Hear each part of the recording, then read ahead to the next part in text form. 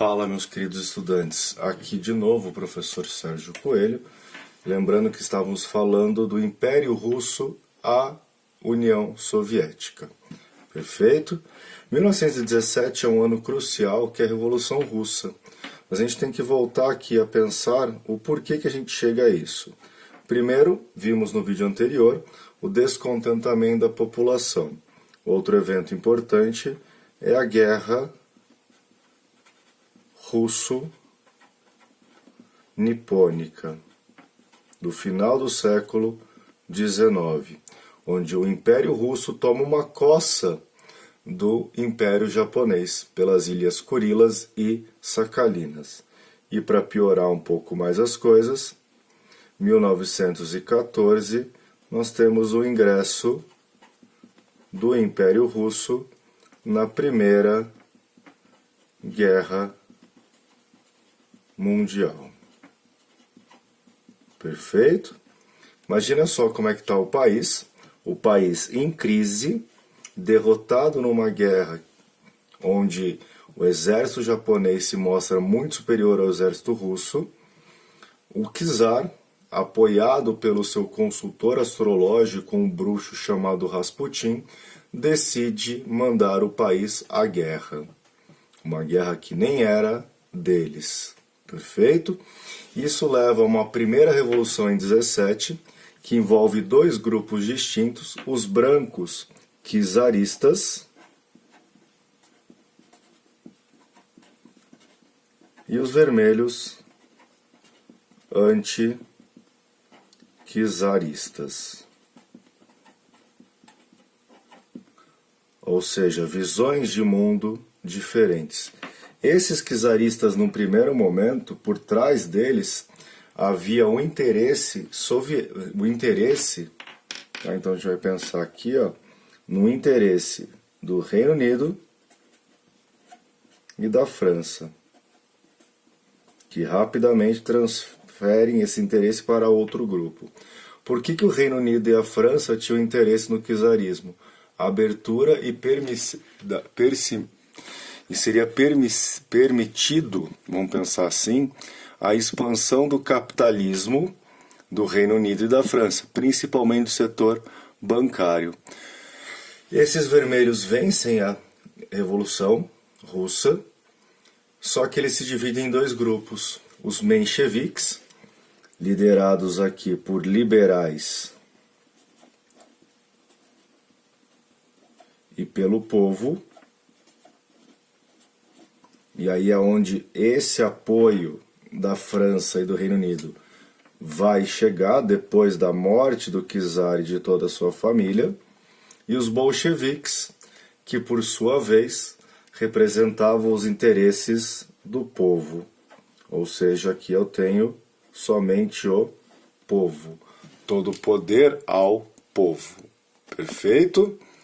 E desse poder ao povo aparece um cara chamado Lenin, que consegue com a sua equipe, através dos bolcheviques, derrotar os mencheviques.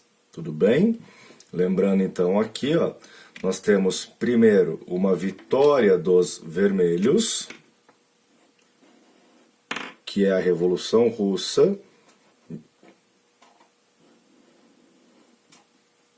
Tá, então aqui vem a vitória. E depois vem a Guerra Civil Russa entre mencheviques e bolcheviques. E nós temos de novo aqui uma vitória.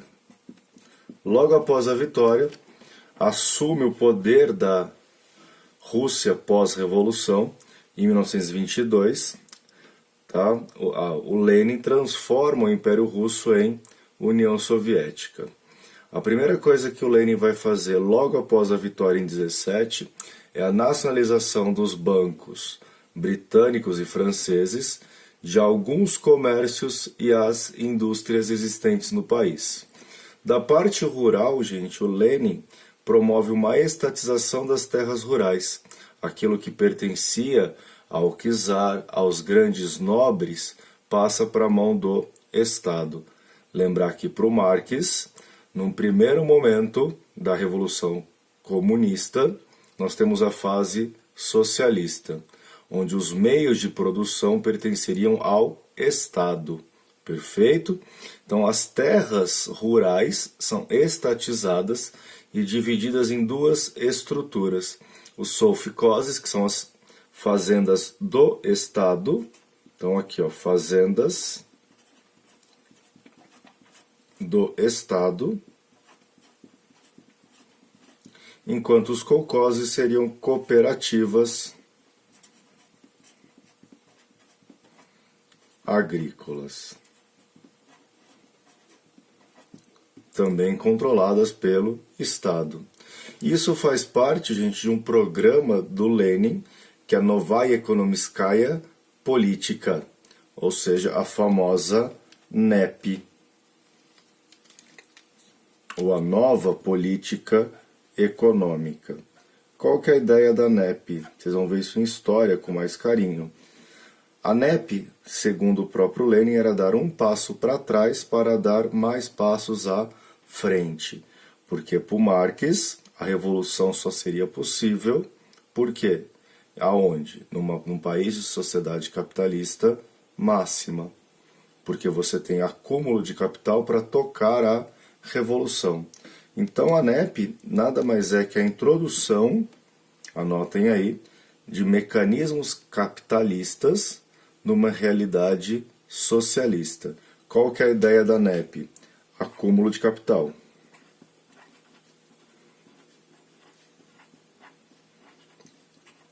Ou seja, nós temos que voltar a ser capitalistas, embora nunca tenhamos sido, para acumular capital, para depois seguir com a revolução. E outra coisinha importante do Lenin aqui, gente, que ele vai morrer em 24, que o Lenin era um internacionalista.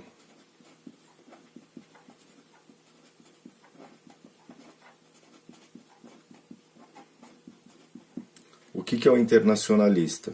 Para o Marx, de novo, a Revolução Socialista só daria certo se ela fosse aplicada no mundo todo. E era exatamente essa a ideia do Lenin. Só que o Lenin morre em 25 sem ver o mundo se tornar socialista.